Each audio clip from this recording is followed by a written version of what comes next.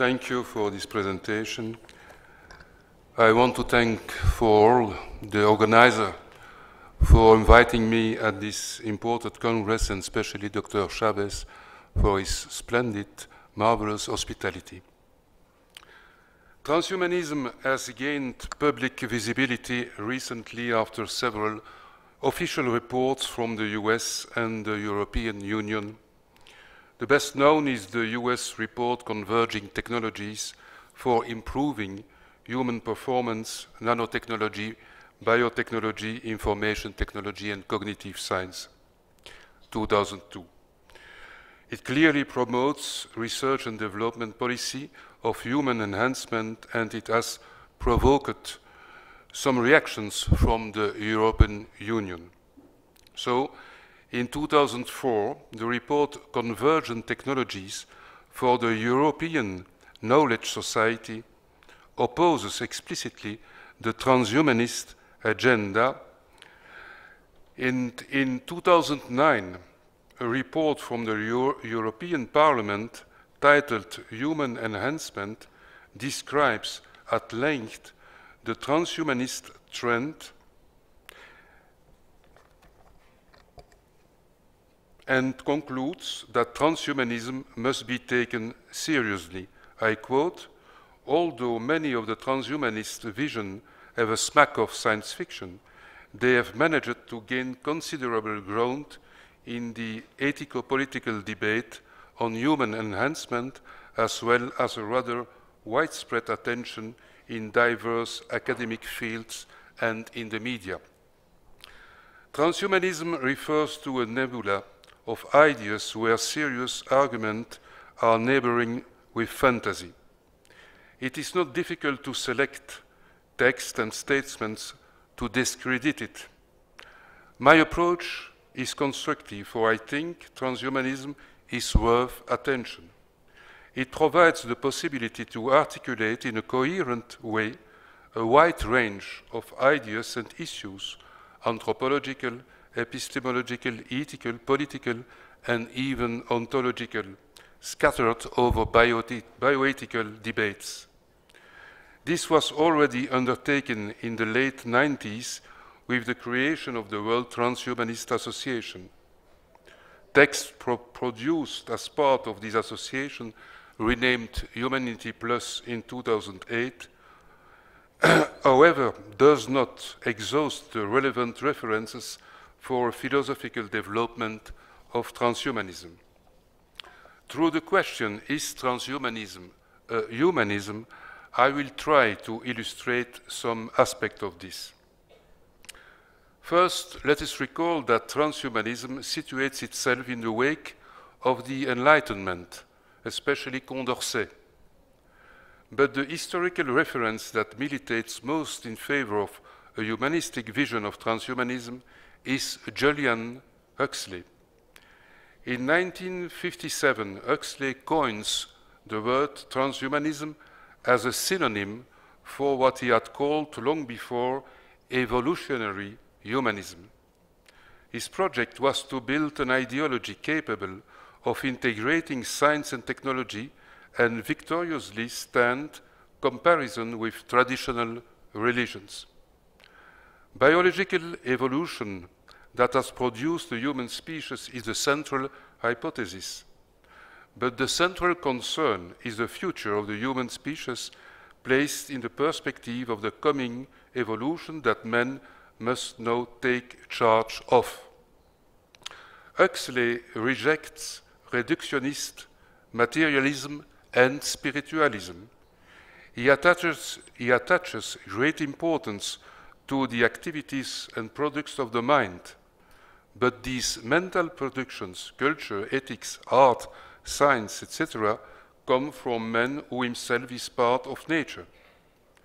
Humanism, according to Huxley, must be naturalistic, opposed to any supernature, monistic, opposed to any dualism, and evolutionary, opposed to statism.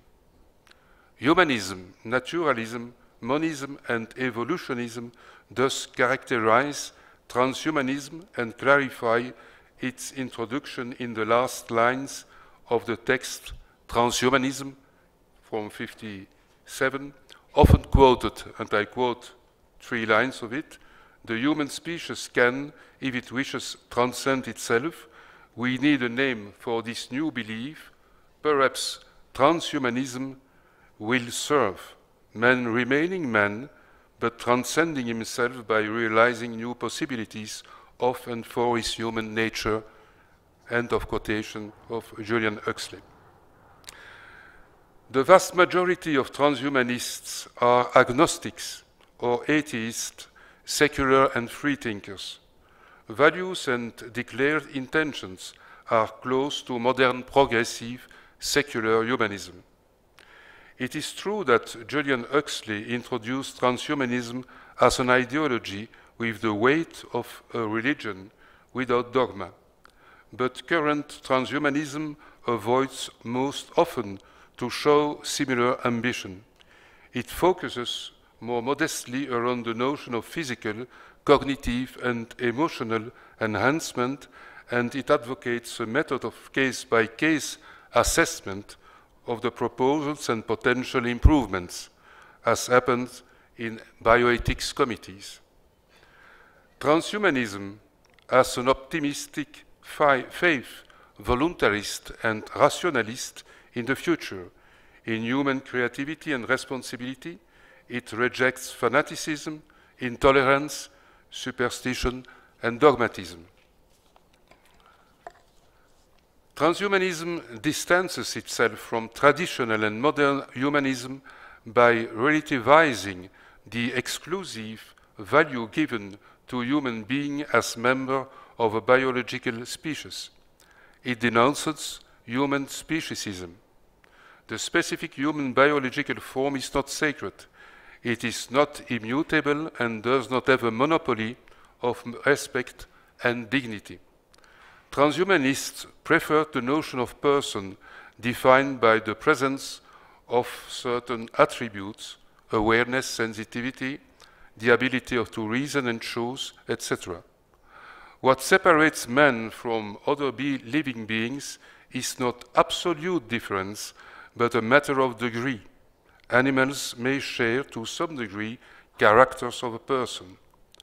These observations also apply to entities, trans or post-human, speculative today, who could share some attributes of the person. Transhumanism asserts that all sentient beings, possibly conscious, pre-human, non-human animals, or post-human, are entitled to a moral status respectful of their well-being and flourishing. The emphasis on the concept of person also denounces the value, judgments, and discriminations associated with differences of race or ethnicity, sex, gender. One of the criticisms addressed to modern humanism is that it has privileged the figure of the white male Western man. Transhumanism is post-humanist in the sense that it dismisses these prejudices of humanism.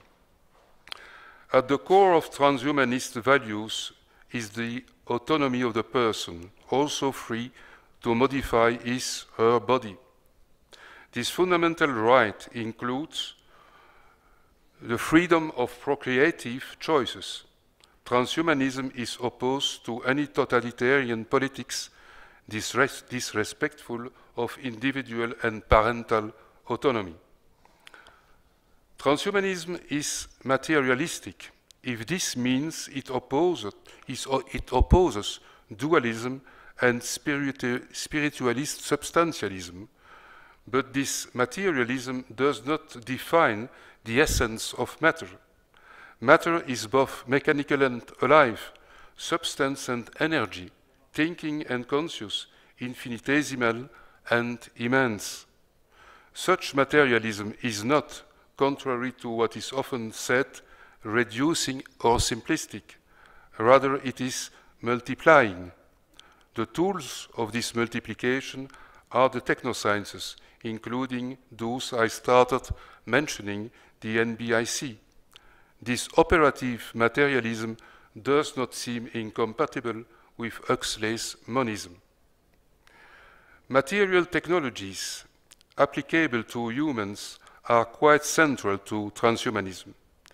Their importance is a major difference between transhumanism and traditional humanisms, including modern secular humanism. Humanism sees the progress first or exclusively in terms of social transformations, institutional, symbolic organization, education, ethics, law, culture, policy, without deep biophysical changes in humans. Humanism, even modern and secular, has no ambition to fundamentally change human nature and its limits.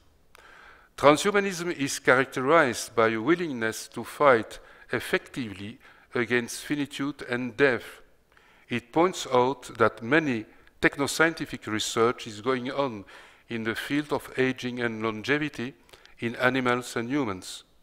Religions and philosophies have never ceased to justify death as long as it was a foregone conclusion against which there was actually nothing to do. This situation has started to change.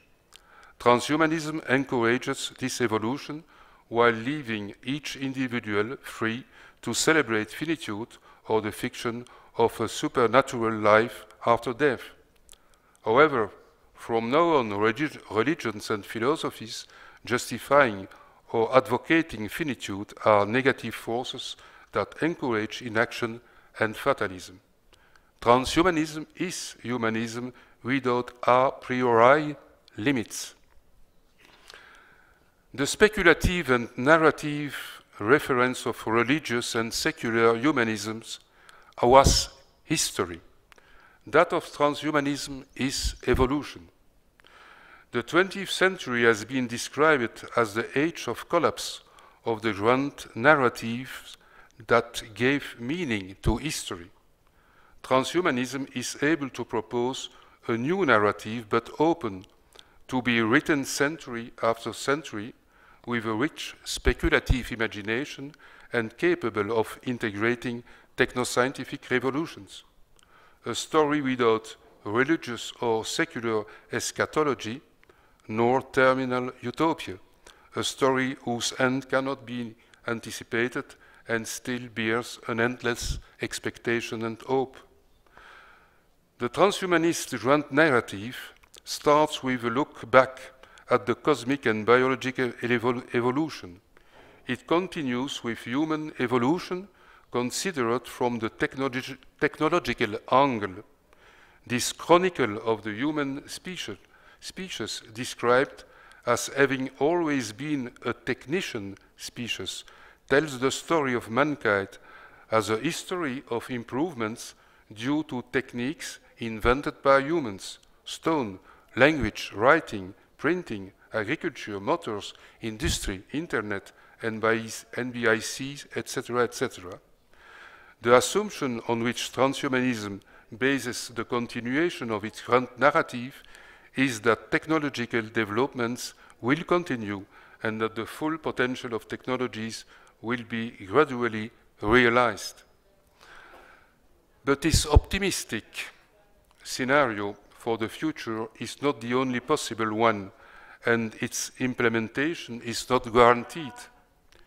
Nick Bostrom examines 4 possible futures.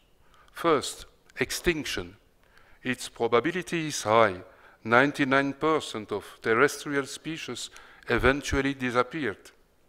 Second, recurrent collapse. Catastrophic collapses of human civilization followed by restarts. Doubtful that this will last indefinitely. 3. Plateau. Stopping the biological, technological and social evolution, state of stagnation and balance maintained indefinitely.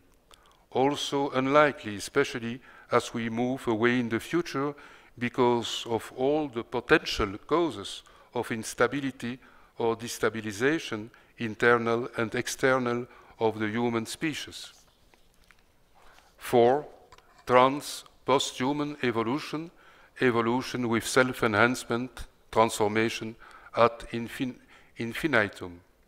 Bostrom believes that over the long run, the two most plausible assumptions are the first, extinction, and the last ones, posthuman evolution.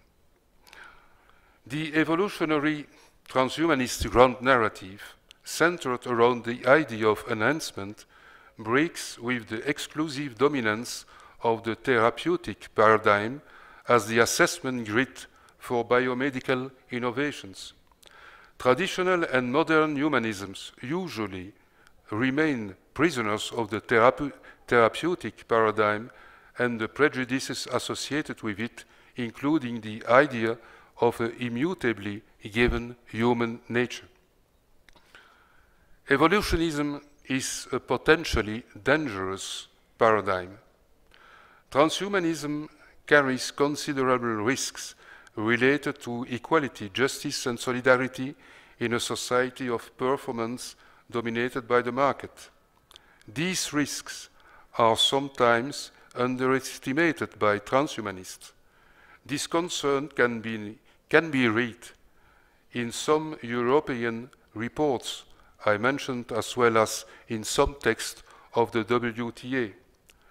Risks and limitations of the perspective are linked to the immense complexity of the enterprise of technological improvement of individuals, given all what can go wrong on the short, medium, and long term in the field of physical and mental health and social relations. However, the risks will not be solved by less technology or a return to the past, but through more appropriate new technologies, freely accepted applications in the sense of physical, cognitive, and moral enhancements. Unlike humanism, transhumanism emphasizes evolution and material technologies. It compensates for the humanistic deficit about them. This rebalancing does not mean abandoning the ethical, social, symbolic acquisition of humanism, such as human rights. Solidarity, non-discrimination, justice are values to be preserved without immunizing them from technoscientific approaches, be it comparative ethology or genetics. Transhumanism calls for better balance between the symbolic and the technique. Nevertheless, the transformations envisaged by transhumanists could become so radical with unpredictable consequences that the anticipation of the future society and humanity is very limited and uncertain. An expression of these limits of transhumanist perspective is the posthumanist idea. Transformation could be so deep that the products of enhancement would be so removed from our human condition that we would have little or no relationship with them. If thanks to science, technology, and human values, we are not totally blind and devoid of light, this light is limited. Conclusion. Transhumanism is worth interest and does not imply a break with humanism. Of course, to promote enhancement and the right of individuals to freely use techniques for personal development and flourishing, you do not need a new grand narrative nor renewed vision of the place of human in the cosmos. Utilitarianism, liberalism, and pragmatism will do. Transhumanism, therefore, speaks primarily to those who, without rejecting these more classical philosophies, consider that they are not sufficient. Transhumanism offers something to answer to religion and metaphysics, which continue to play a huge role of legitimation, often implicit or even unconscious, in discussions and decisions for or against research proposals and innovations. Transhumanism is also has something to say in response to nihilism. It has the vacuum left by the retreat of the great religions and modern ideologies. Transhumanism encourages to confront the abyss of human condition in the technoscientific age, see the 4 scenarios of Bostrom, without seeking refuge in the symbolic shelters of religions and idealistic philosophy, nor sink into nihilism or dissolve into the postmodern. Transhumanism rationally and deliberately promotes the expectation of self-transcendence of human race in the ocean of space and time, full of risk, dependent and independent of its own actions and abstentions. Is transhumanism a humanism? It may be, provided not to apply a restrictive definition of human and to pursue indefinite improvement with the greatest caution.